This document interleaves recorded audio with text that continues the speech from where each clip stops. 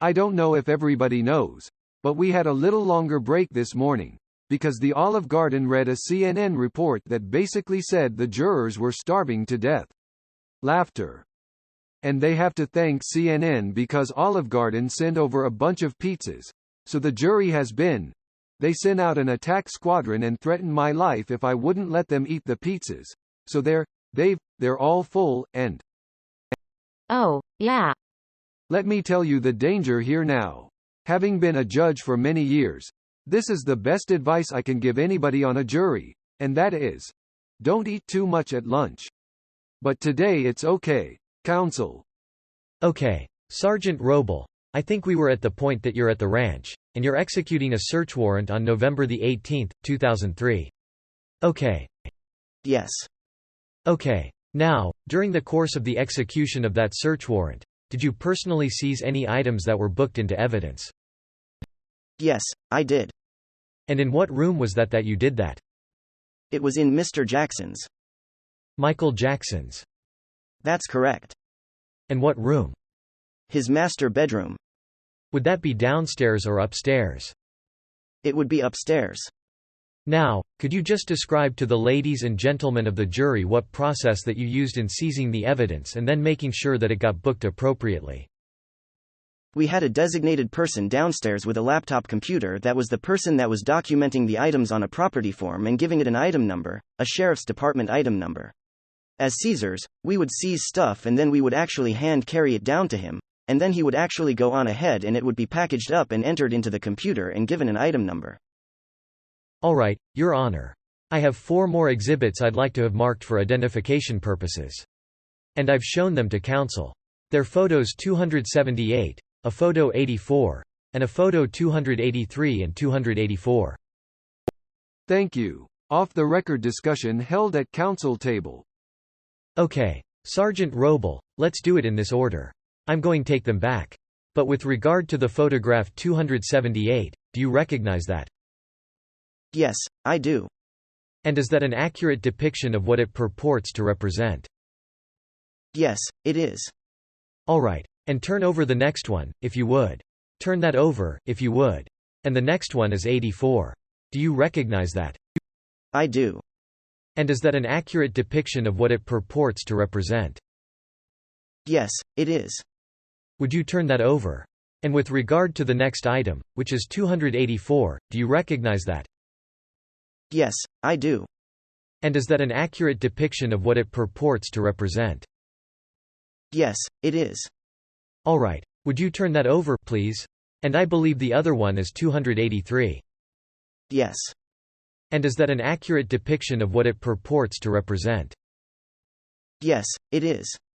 And are these items that you saw during the course of your execution of the search warrant at Neverland Valley Ranch? Yes, they are. And are items that you seized? Yes, they are. I move that these be admitted into evidence. I would object, Your Honor, on the grounds that there is no foundation, particularly as to the relevance of these particular items to these proceedings. I haven't seen the pictures. May I come around this way, Your Honor? Yes. Should I approach as well? Yes. Thank you. Discussion held off the record at sidebar.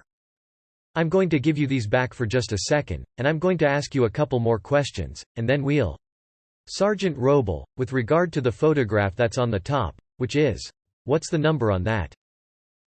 278. 278. Do you recognize that photograph?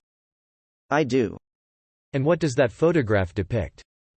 It's a cardboard box that's open, and it has various magazines in it. Have you ever seen that cardboard box before? Yes, I have. Where did you see it? In Mr. Jackson's upstairs portion of his master bedroom, at the base of his bed. Does that photograph accurately depict the condition of that cardboard box the first time you looked inside of it? Yes, it does. Alright, with regard to the next photograph, which is number 84 I believe. That's correct. Is that correct? That's correct. Now, with regard to photograph 84, do you recognize that photograph? Yes, I do. And there is displayed in that photograph a magazine on top, correct? That is correct. And does that photograph accurately depict the location of that photograph? That magazine the first time you saw it inside that box? Yes, it does. Alright, turn that one over, if you would. With regard to, is that 284? Yes, it is. With regard to 284, that photograph depicts a book, correct? Yes, it does. Where was that book the first time you saw it? That was inside the cardboard box. The one that's depicted in the photograph 284, in number 84. That is correct. And did you seize that item? Yes, I did. Alright, and the next one is 283. Yes. And with regard to what's depicted in that photograph, 283, where was that item the first time you saw it? That was also inside the cardboard box. It's depicted in the photograph 84 and 278. Correct. Alright, Your Honor, ask permission at this point that they be admitted and I can question the witness about them. I'd renew my objection, Your Honor. All sustain the objection. There's no connection to the present case with the photographs. I'm sorry, Your Honor, I didn't hear what you said. There's no connection to the present case with that material. May we approach the bench for a second, Your Honor? Yes. Off-the-record discussion held at counsel table. Your Honor, may I display them with your permission? Yes. The court has ruled they are admissible. Before I do that, I want to ask you a question. We saw the box in the photograph that is, well, let me just put the box on. Your Honor, could we have the port for the Elmo, if you? Yes. And Your Honor, I guess I also need to tell the court that at least one of these photographs has a cover which is maybe sexually explicit, in case there's any persons in the courtroom below the age of 18, I guess, or 21. I think we've asked any 18-year-olds. There were some students visiting. We've asked them not to come in during this period. Thank you, Your Honor. Could we have input 4, Your Honor? Is the machine on? You need to push the button for the Elmo. Well, if I stand on my head, I can see it, I guess. Alright, Sergeant Robel, that's photograph exhibit 278, correct? Yes, it is. Can you tell the ladies and gentlemen of the jury, where was it when you first saw that box in Mr. Jackson's bedroom? The box itself was at the base of Mr. Jackson's bed on the floor. And is that the condition of the box when you first saw it, or first looked into it? Yes. The top was closed, but I opened it up and that's what I saw, what's depicted up there. Now, let me show you another photograph, which is People's 84. Was that magazine, the one depicted in the front, was that the top magazine in the pile of magazines that you picked up? Can you rephrase that? I'm sorry. Yeah. Was that one of the magazines you saw in the box? Yes. Was that the first one you saw? No. Was there another one on top of that one? Yeah, there were quite a few others on top. So that was just down inside of it somewhere. That is correct. Do you remember how many of those magazines you actually took out of there? Before I got to that one, or just all together? No, eventually. I would say approximately 15 to 20. Now, okay, if you can take that one down. And if we could put up 284. I guess I have to give them to you first, don't I put 283 up first? With regard to this particular item, 283, where was it located in the box? Do you recall? I don't recall the exact location, but it was inside the cardboard box. And let's put 284 up there. In regard to this book, the Chop Suey Club book, do you recognize that? Yes, I do. And where was that when you first saw it? That was also inside the cardboard box. Okay. We can have the lights again, Your Honor. Now, with regard to the items that you've talked about that you took out of that box, the books and the magazines, what did you do with them after you physically removed them from the box? What I did was, I put them on top of the bed until I was finished going through the magazines that I thought were within the scope of the warrant, and then after I finished, I took the magazines and the books downstairs and gave them to Detective Padilla. Okay. And then Detective Padilla was responsible for packaging them up. That is correct. Off-the-record discussion at counsel table. I'm going to hand you an exhibit marked as 279. Do you recognize that exhibit? Yes, I do. And what is it? It's a layout of Mr. Jackson's upstairs bedroom. Does that look like the layout as you recall it when you were up there on November the 18th? Yes, it does. Your Honor, I've indicated to Mr. Sanger that even though there are some measurements on that we're just using this simply to illustrate where the officer found the items for purposes of demonstrative evidence at this point in time only. All right. And I would move that be admitted into evidence at this point, Your Honor. I don't have any objection for that purpose. The numbers on it that we have just seen, the numbers would not be admitted for the truth of the matter without further foundation. But it can be put up. I agree. All right. It's admitted for that limited purpose. Do you need the screen, then? Please, Your Honor. Sergeant Robel, you have the exhibit in front of you, and there is a copy of it exhibited to the jury on the Elmo. Okay. Now, let's talk a little bit about the exhibit. It's 279, correct? That is correct. Now, you told us you recognize that. Would you use the laser, please, and show the ladies and gentlemen of the jury approximately where Mr. Jackson's bedroom would have been? I'm sorry, bed. It would have been right in this area here, up to there, over, right up into here. So basically in the area where it has, MJ's bedroom, written in letters on there. That is correct. Now, could you show the ladies and gentlemen of the jury where the box that you took the items that you've told us about, where that was located when you first saw it? It was right here at the base of the bed on the floor. You're indicating, I'm sorry, go ahead. Just kind of like where that half-inch is. Between the 4 and the 1. Yeah, right in that area right there. Okay. Now, on your exhibit that's in front of you. Okay. Yes.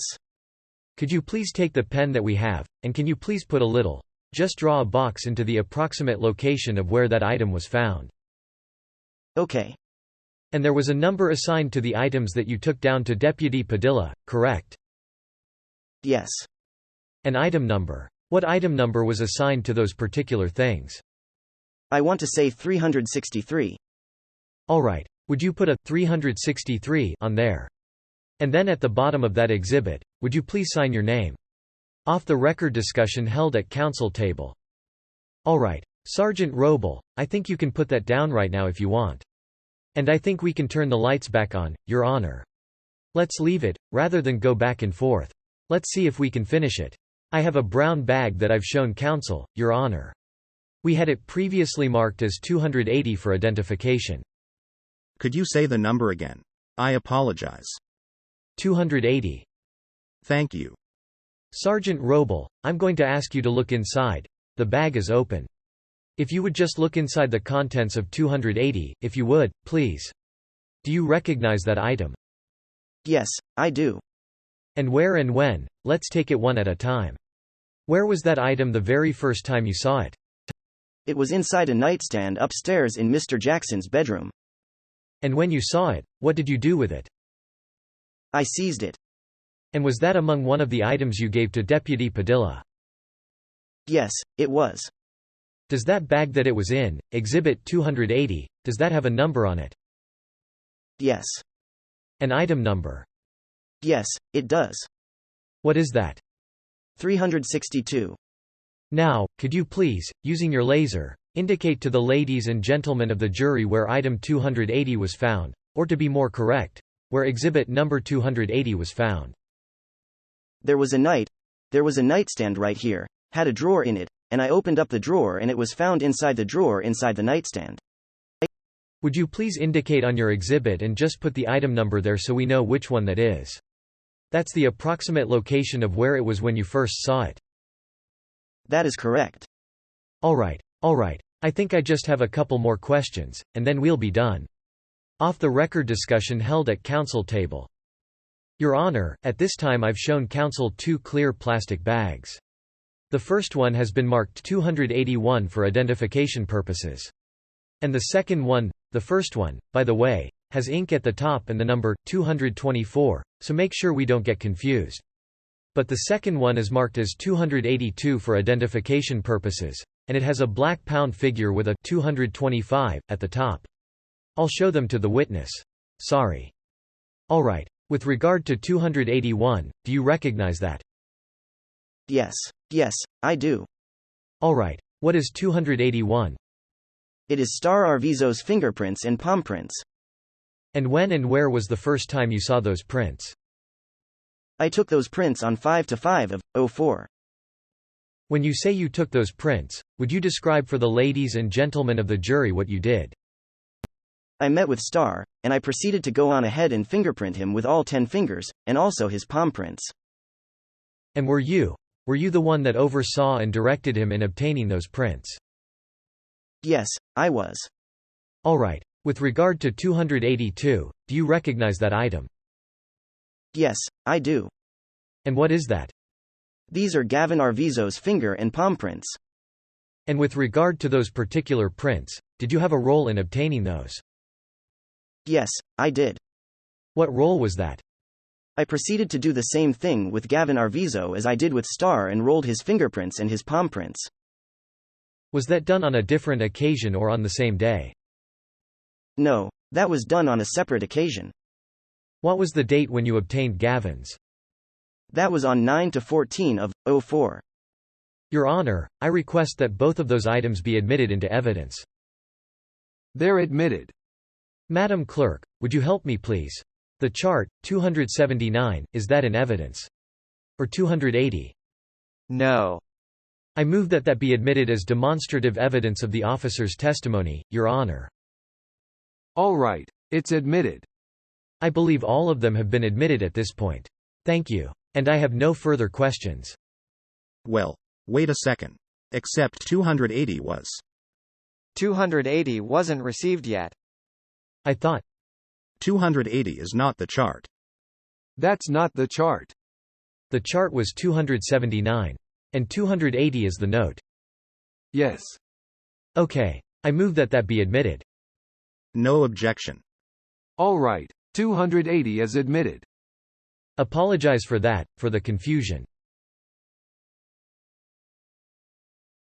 Well, let's start at the end and work backwards. How would that be? First of all, you roll the prints of Star and Gavin Arvizo, which is what you just told us, right? Yes, I did. And that's exhibit 281, 282, correct? Correct. Are you a certified fingerprint examiner? No, I'm not. So you've learned to roll prints as a police officer, as a sheriff, is that correct? Correct. Let's talk about this was not marked, is that right? Let's talk about what you found here, just moving backwards, going through these boxes. Your Honor, I'm going to put up on the screen, if I may, 278, which has been received, if that's acceptable. All right. In fact, I'm going to take it off for 1 second. I'm sorry. Okay. All right. This was. You basically were searching the residence, along with a lot of other officers, and we'll get to that in a bit, right? Is that correct? Yes. And you found this box? Correct. You personally found the box? Yes. Do you know if anybody looked in the box before you got to it? I don't know that. All right. In other words, the way this looked is. I guess we will go in general, here, to set the stage. The way this worked, I think you told us before, is you had that. I think what you called a sweep or a protective sweep, or something, of the whole residence when you first arrived there. Is that correct? That is correct. And that was theoretically not a time to be looking in boxes and seizing evidence. It was a time to look indoors and see if people are in there, and sort of see what the interior looked like. Is that correct? Correct. All right. And then after you completed the sweep of the premises, then various officers were assigned various locations to go actually do searches. Is that right? That is correct. And you said there was some people who are the Caesars and some who were the scribes. That is correct. Okay. Sounds like it could be something from ancient Rome, I suppose. But the scribes were the officers who were just going to sit there and they were going to write out your sheriff's shish. What is it? 541. 451. 451. Okay. Sorry. I got it backwards. Your 451 forms. Those are the inventories where you say, We give it a number, and this is what it is, and this is where it was located, is that right? That's correct. And then there were other officers who were looking around, and eventually some of those officers might actually see something and say, I want to seize this, and they'd actually pick it up, right? Correct. And then they'd take it over to the scribe and say, I seized this. This is where it came from, and the scribe would write down on the 451 form that it was Sergeant Robel that seized it, right? That's correct. All right. Now, in the course of this, however, there were officers who would be going through the same materials sometimes, going through opening boxes, and yet another officer might come along and be the one that might seize something from that box. Is that true? Do you mean in addition to the actual search personnel that? No, the search personnel. The search personnel in the room. Somebody might open a box and look through it, and another officer might come back and look at it a second time and say, I want to seize something out of that box. Is that true? I don't know if that's true or not. That didn't happen in my situation, but. So, well, you're telling us you're the first one to look in that box. The box was closed when I opened it up. All right, well, that was going to be my next point. So the box was closed. It was closed. So the photograph is a photograph of the box. Exhibit 278 is a photograph of the box after you opened it up. That is correct. Was it sealed or was it just folded in? It was folded like you would normally fold a cardboard box, kind of the flaps in between each other to keep it closed. All right, now, as the investigator in this case, the lead investigator in this case, you are not aware of any witness who said that they specifically saw any one of these particular items, that being 283, 284 and 84. Is that correct? At this present time, no. Okay, so I just asked one of those bad questions. I said, is this correct? Let me try not to do that. Based on your investigation, did anybody, any witness, specifically say that they saw any of these items, other than you as the searching officer? To the best of my knowledge, no. Thank you. Okay, now, none of these items, and by items, I'm referring 284, 283 and 84. None of these items are per se illegal to possess, are they? I'll just put them up quickly. They're not contraband. No, those are not illegal to possess, correct. So when they say, teenaged, these are magazines that show models or people who are 18 or over. However young they may look, they're 18 or over, as far as you can tell, correct? They're supposed to be, yes. And those are commercially available. You can go to a store and buy them, correct? As far as I know, yes. All right, now, 283. I hate to just keep putting these up, but 283 is a collector's item of some sort, is it not? I really don't know. Did you find some nudist magazines when you were looking around that were from the 1930s? Inside that box. Anywhere. I believe some other searchers found that. And you had no witness. There was no witness that said they were shown that book or saw that book, as far as you know, right? Correct. All right, now I'm going to put up 284. You seized that because it appeared to be a book that came within some concept of adult material, is that right? Correct. Do you know who Bruce Weber is? I do not. Now, when you were going through Mr. Jackson's home, did you see a number of items from notable people that were just lying around, or hanging on the wall, or sitting on I'll give you some examples if you want. Did you see, for instance, a letter from Steven Spielberg that was just sitting on a table? I did not see that, no. All right, did you see a letter from President Bush? I believe I saw that, yes. Did you see some correspondence from Ronald Reagan? Yes. Did you see other correspondence from other notable celebrities and politicians and other people? I don't recall exactly who they were, but he had a lot of various things framed from those particular people, yes. And some things that weren't framed, right? The items that I found, that I saw. That you saw. They were framed. Okay, did you notice that, first of all, how many books do you think there were in Mr. Jackson's residence, taking the places that you searched on the ranch? I'm not talking about, obviously, any place you didn't search, storage places or elsewhere, but on the ranch.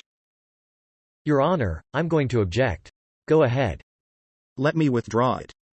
It's unintelligible, that's what I'm saying. Alright, I'll withdraw it.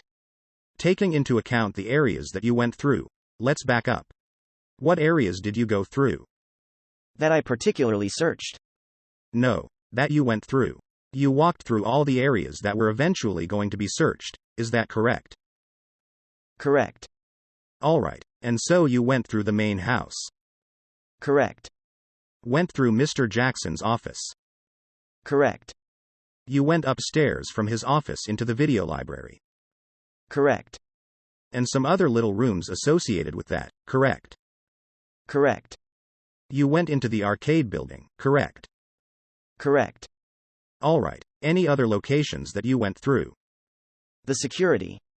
The security office at the end of the office, or the building that had Mr. Jackson's office in it, correct? The one clear at the end, yes. Okay, so, as you went through these various locations, there were over 10,000 books, were there not? That's going to be kind of difficult for me to say over 10,000. I would say that there were definitely several hundred, but 10,000, I really couldn't say that for sure. There were quite a few, yes. Okay, you remember the library. Correct. And the library had, for the most part, leather-bound books and sets and that sort of thing, correct? Yes, it did. There were hundreds of books just in that library, were there not? That's correct. And then the hallway leading to Mr. Jackson's quarters, where he had the first floor and the bedroom upstairs. That hallway had books, bookcases lining one side of the hallway, correct? That is correct. And there were hundreds of books there, were there not? There were quite a few, yes. And then when you went into Mr. Jackson's private quarters and you went down the steps into that, the big living room area, whatever it is, with the big screen TV, there were quite a number of books stacked up on the floor there, were there not? There were. And then there was another bookcase full of books, is that correct? I believe that, yes, you're right. Okay, and then there were books lying around stacked up in various places, in the bathroom and his bedroom upstairs, quite a number of books stacked up. Correct. And then upstairs in the house, in between the craft room and Prince Michael's bedroom, Mr. Jackson's son's bedroom, there's a little cove with children's books, is that right? There were books there, yes. I'm not sure if they were children's books, but you're correct. Quite a number of books there. Right.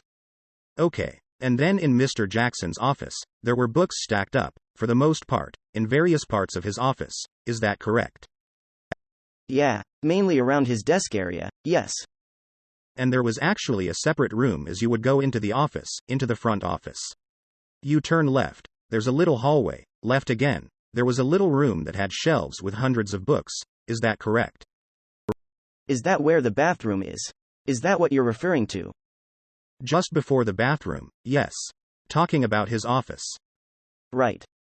Turn left. A closet, a big closet area with shelves in it with hundreds of books. Correct. Okay, and then in the arcade, there was a room with a low door on the second floor, correct? Correct. And in there were thousands of books in bookshelves like a bookstore, right? Yeah, it looked like a library, yes. And there were boxes of books still in boxes, correct? Correct. Alright, now, you saw all of this on November the 18th, 2003, correct? Correct. So you don't know what exactly was there in February or March, is that correct? That's a true statement. Alright, now, having talked about all those books, among the books as you went through, did you notice from time to time there might be more than one copy of the same book? No, did not notice that. Did you notice that it appeared that a publisher or an author had sent books to Mr. Jackson? I am unaware of that. Alright, now, this particular book, Mr. Weber, who's up there, Bruce Weber, the Chop Suey Club, were you aware that Mr. Weber sent this to Mr. Jackson unsolicited? No, I'm not. Were you aware that Mr. Weber was a photographer who had photographed the Jackson 5? No. Photographed other people, Nelson Mandela and a lot of other people? No. Inside that very book, there's an actual photograph of Elizabeth Taylor, is that correct? It's been a while since I've looked at that book, so I couldn't say for sure. Okay, and if I didn't specifically ask you on that, there was no witness that said they were shown this book or saw this book, is that correct? Other than you and the officer that booked it into evidence. To the best of my knowledge, yes. Alright, so let me have just 1 second. You originally got involved in this case by virtue of an assignment by Lieutenant Klapakis, is that correct? Actually, it came higher up than the lieutenant, but he was involved in it, yes. Did it come directly from Mr. Sneddon? No, he wasn't involved in that. You're aware Mr. Sneddon had talked directly with Lieutenant Klapakis about being assigned to this case, is that correct? Your Honor, I object. That misstates the evidence. Well, let me withdraw it. All sustain the objection. Somebody. You're saying you were assigned. Anyway, whoever assigned you, somebody assigned you. Lieutenant Klapakis or somebody higher up. Correct. Right. Right. And what day were you first assigned to the case? To the best of my knowledge, I think it was right around June, between June 15th and June 20th. I'm not exact on the date, 2003. Alright, so at the time you were assigned on June 20th, Detective Zelis had already been assigned to this case, is that correct? That's what I was told, yes. And so Detective Zelis was already starting to work on the case. To the best of my knowledge, yes. And then you came in and basically took over the lead investigator responsibilities, is that right? I was initially told that I was coming on to supervise it and to actually conduct the interviews and be a part of that process, yes. Alright, now, what I'm going to do is, I'm going to give you a timeline. And I'm going to show counsel. Who's doing this? Oh, Tom, I'm sorry. With the court's permission, I'd like to have this piece of paper. It has a timeline on it. No content. I'd like to ask that this be marked for identification next in order. And I'd like to approach the witness, if I may. All right, what number is that? That's 5035. 5035. Okay, Sergeant, let me go back so they can hear me. I've given you 5035 for identification, which is a timeline. And if the court would permit, what I propose to do is just put a blank timeline, same thing, up there. You may. On the screen. So I think we need input. Okay, now, before you start writing on that, which is what I'm going to ask you to do. Close enough. I've given you the same document that's on the screen, is that correct?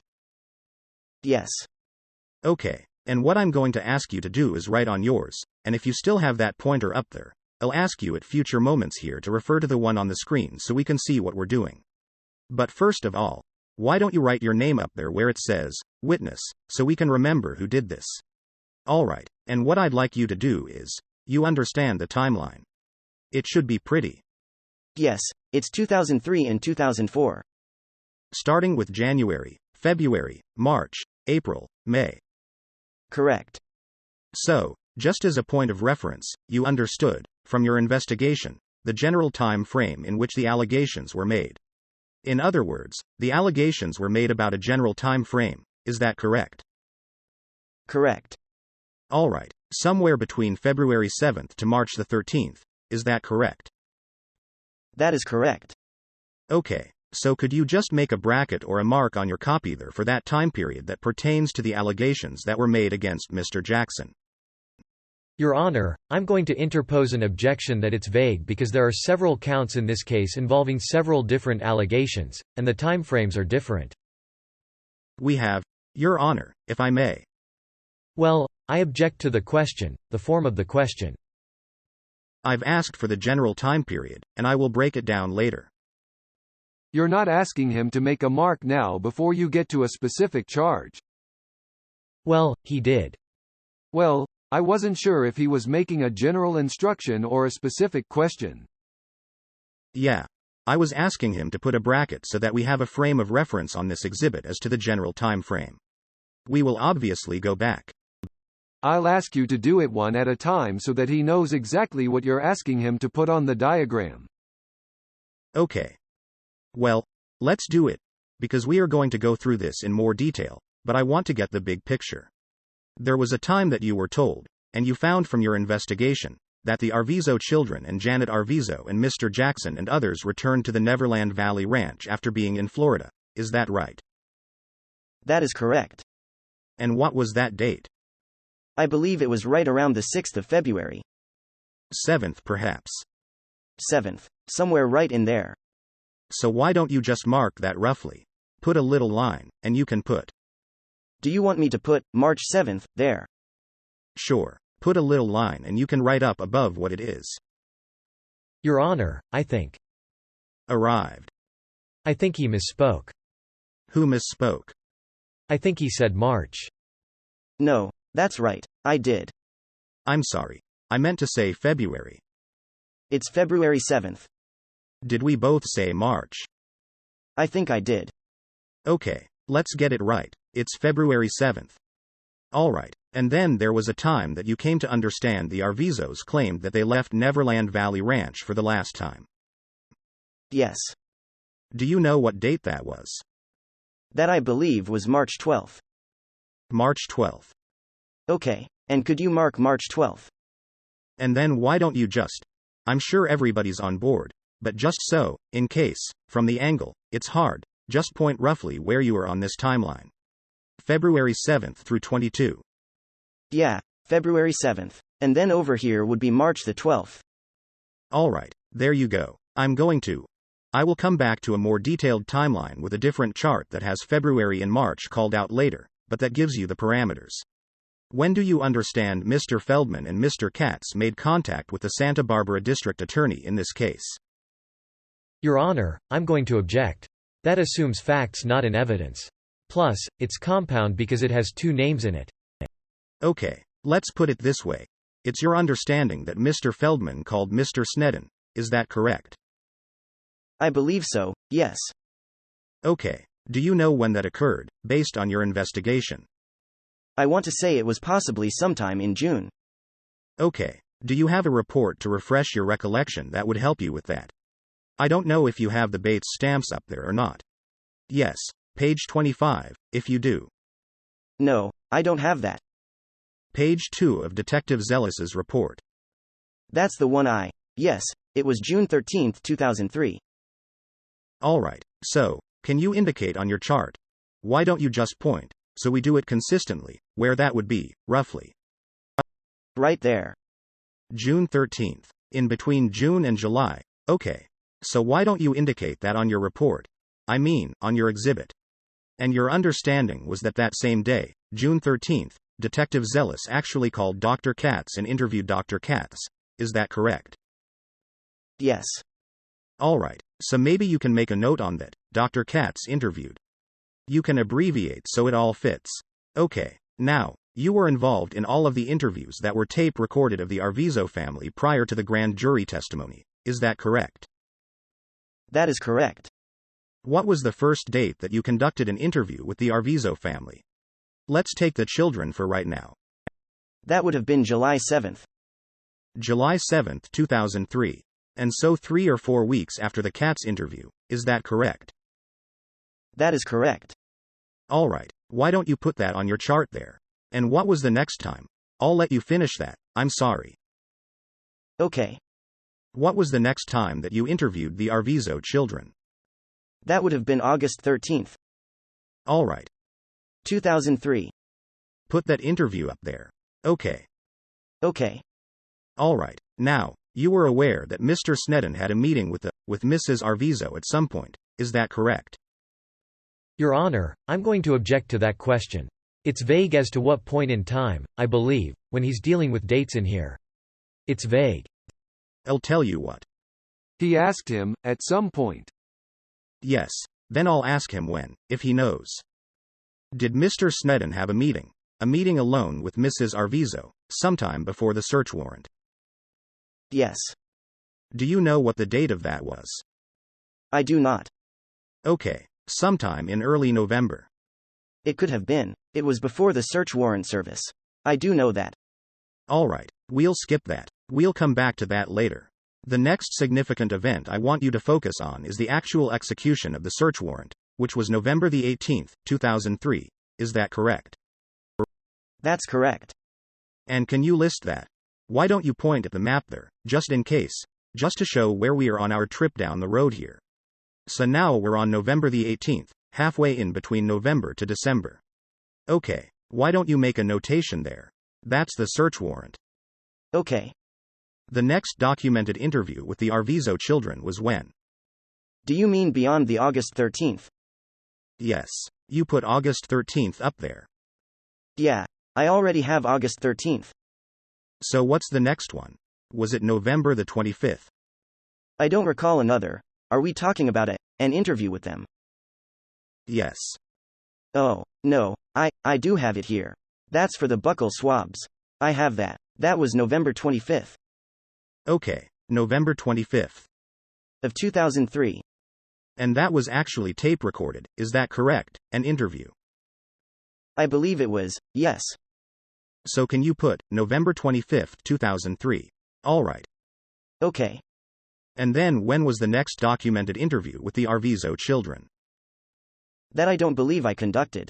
There was various things that we would contact them in regards to, but as far as an interview, no. I can't recall. Was there a tape recorded interview on January the 19th, 2004? I don't recall. I don't have that report. Who's the author of that? Me, or? Well, I have the transcript here, and I'll have to find the report. But while I'm doing that, or before I do that, let me see if I can refresh your recollection a little bit. Do you recall a meeting with the Arvizo children during which, or preceding which, they were played the rebuttal video? I do remember that. And after the rebuttal video was played for them, then you interviewed the various children one by one, is that correct? Yeah, but I was not involved in the interview process of that. I was there, in and out. That would be Detective Zelis that was the author of that report. And he participated with the attorneys. Okay, and when you say, the attorneys, who was there? I believe it was Mr. Zonin and Mr. Sneddon. Alright, Mr. Zonin and Mr. Sneddon actually engaged in asking questions and making remarks during those interviews, correct? I do recall, yes. Okay, alright, so, could you? Mr. Sanger. Yes. No, it was, I stand corrected on that. It was Mr. Zonin that was in there conducting that. Mr. Sneddon was with me outside the room. I mean, we watched the videos together, but then when it came to questioning the kids, we both stepped out, and it was Mr. Zonin and Detective Zelis that handled that. Okay, let me see if I can refresh your recollection in that regard. May I approach? Yes. I'm showing you a transcript. And you're welcome to look at the whole thing. The introduction and subsequent pages where there's some references, does that refresh your recollection that? Yes, it does. Okay, was Mr. Sneddon there and did he actually participate in part of the interview? Yes, he did. Alright, okay, so having said that, can you put on your chart? Let me take the book back. Thank you. Put on your chart a reference for this interview, which is January 19, 2004, or series of interviews. Okay. Alright, and then I'll ask you to do one other thing. You remember the grand jury proceedings in this case, is that correct? I do.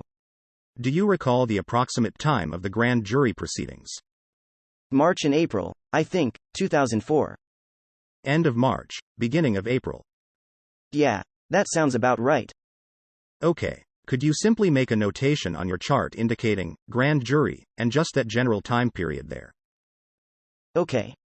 Having done all of that, does that fairly and accurately represent the testimony that you've given so far about these dates? Yes, it does. Your Honor, I'd move the admission and ask for permission to publish the exhibit. It's admitted. You may publish. Thank you. May I approach and retrieve it? Yes. Mr. Sanger. Thank you. Yes. Okay, can we go through, just really quickly with the pointer there, so you can tell us what you wrote? Okay, on February the 7th, that's when the family returned back from Miami. March the 12th, that's when the Arvizos left the ranch for good. On June 13, 2003, we received a call from Attorney Feldman. And then on June 13, Dr. Katz was interviewed. And July 7th was the first interview with the Arvizo children.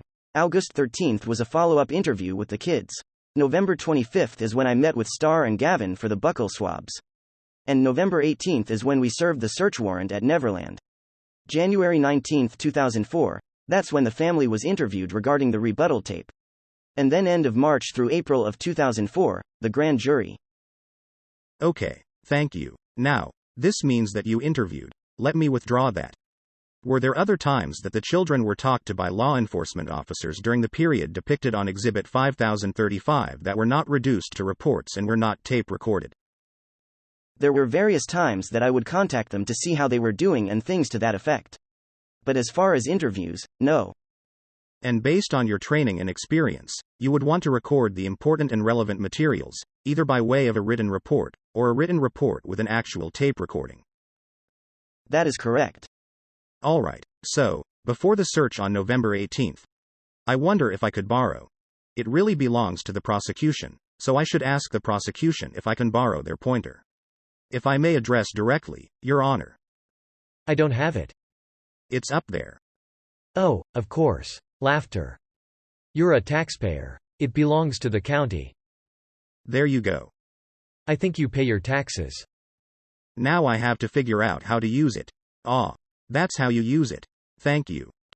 Okay, now, if we look at, we have July the 7th as the first set of interviews, right, that are on tape. That's correct. And then August 13th, right? Correct. Up to that point, you have not really gathered much in the way of physical evidence in this case, is that correct? That is correct. November 18th, you told us that you had conducted a search at Neverland Ranch, right? That's correct. And that's where you had quite a number of officers and you were there all day, correct? Right. And you've told us some of the things that your department retrieved as a result of this search, correct? That's correct. There was certainly quite a number of other items that were retrieved, were seized, as a result of that search, is that right? Correct. In addition to that, 2 other locations were searched on that same day, on November the 18th, correct? That's correct. One of the locations was Hamid Mosley's house, is that right? That's correct. And the other location was the office of Brad Miller. Correct. Okay, now, with regard to all of these searches, you were responsible for the briefing of the officers before they went out to do the searches, is that right? I was one of the personnel that was involved in that, yes. Alright, and, of course, as the lead investigator, you knew that all this was going on, right? Correct. Alright, and after the searches were completed, you were eventually briefed on what was retrieved from the various searches, is that right? Can we turn on the light again or are you through with that? We could for a couple minutes. In fact, what I'll try to do is see if I can avoid coming back to it before the next break. Okay, so just give us an idea of how much, quantity-wise, was seized from the Neverland Ranch search. Are you taking about the various items, Mr. Sanger? I mean, quantity. There were. There was a lot. I mean, there was hundreds, yes, of items that we took.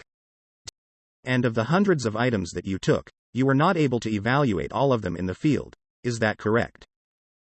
Evaluate them to their description.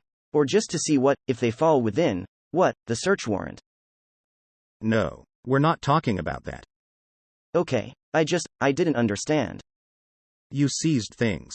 That's a legal issue. That's fine. We're here. I'm not worried about that. Let's put it this way. When you seize certain items at any search, quite often you have to go back to the office. You have to look at them, evaluate them, try to figure out how they fit into the puzzle. Sometimes, if it's a tape, you got to watch it. If it's a computer, you have to download it and look at it, right? That is correct. Okay, so the fact that you searched things on November 18th doesn't mean that you necessarily are going to know the contents and significance of everything that you seized as of the end of the day. Is that right? That's a true statement, yes. And with regard to Mr. Mosley, his residence was in the Los Angeles area, is that correct? Yeah, San Fernando Valley, I believe. And the material had been taken from there and brought up to Santa Barbara, is that correct? That's correct. And then people had to look through it and try to figure out what it was, what it meant. Correct. And among other things, there were a number of tapes, either videotapes or CDs or some medium, but there was a number of recorded items that were taken from Mr. Mosley's house, is that right? Yes. And you understood that he was a professional videographer, is that right? Correct. Okay. And so consequently, he had a lot of videos, I suppose, right? Right. And then Mr. Miller, Brad Miller, was a licensed private investigator, is that correct? That is correct. Or I should say, is, I suppose. But at the time he was as well, right? Right. And as the lead investigator, you're aware that what was seized from his office included some video and audio tapes, is that right? That is correct. Alright, so it took some time for the investigators in the case. Well, let me back up just a little bit and withdraw that. When you do a search like this, you bring a lot of people in to assist who are not going to be permanently on the team investigating the case, is that right? That is correct. So you may detail people from another division or another unit whose duties have nothing to do with this case or even a case like this, is that right? That's correct. And once they do their job, once they've completed the detail, they have finished doing the search, they bring the stuff back and book it into your sheriff's evidence locker. They go on and do something else, right? Correct. And they may not be involved in the case again unless they're called in to testify as to what they did, right? Right. Okay, so you have the scribes and the Caesars, and they bring the evidence back, and then it may be that somebody totally different is going to be assigned to actually evaluate it and understand it and figure out how it fits into the case, right? That is correct. Alright, so I was going to try to get to the break without asking the lights go off one more time, but let's do it, if we can, please. Thank you, Your Honor. So, up to this point, November 18th, you were not aware, as of that point, that there had been a tape recording by Bradley Miller of this family, is that correct? Yeah, you are correct. And as of November 18th, you were not aware that there had actually been a film made of this family, which later became known as the rebuttal film, is that correct? I believe that, and I'm not, because I haven't reviewed that statement, but I believe that Mrs. Arvizo was explaining to us in her interview that had taken place. Well, we weren't talking about Mrs. Arvizo, because she hasn't testified yet. Your Honor, I'm going to object to that. He's asking what the officer was aware of. This isn't a segregation. No, this. I apologize. I object. Assumes facts not in evidence, and it's argumentative. I apologize, because I said something, but I will withdraw the question. How's that? I'm looking for a break, but rephrase your question. Yes, Your Honor. That's true. I'm asking for your awareness, but I was trying to avoid. I don't want to get into hearsay that's not admissible because we haven't had the people testify yet, okay. So it's your belief that Janet Arvizo said something about doing a film. That is correct. Before November 18th. That is correct. Okay, none of the children mentioned doing the film before November 18th, though, correct? To the best of my knowledge, that is correct. And after the searches on November 18th, you eventually, you got November 18th and November 25th all in kind of the same place. But after the searches on November 18th, you became aware that there were actual copies of videos, is that correct? There were videos that we had seized. Is that what you're? Yes. But as of the 25th, you hadn't actually watched what turned out to be called, the rebuttal video, is that correct? I can't say for sure if I did or not, Mr. Sanger, because like I said, I had other guys assigned going through that, because I was doing other things at that point. But I was pulled in to watch different things at various times, but I can't say for sure when I actually saw the rebuttal film. Alright, but the first time you ever saw the rebuttal film was sometime after November 18th, is that correct? That would be a correct statement, yes. And then January the 19th, 2004, was the date that you assembled the Arvizo children to watch the video, is that right? That is correct. And they all watched it together, correct? Yes. And then you conducted additional interviews of each of the children, is that right? Correct. All right, we'll take our break. Thank you.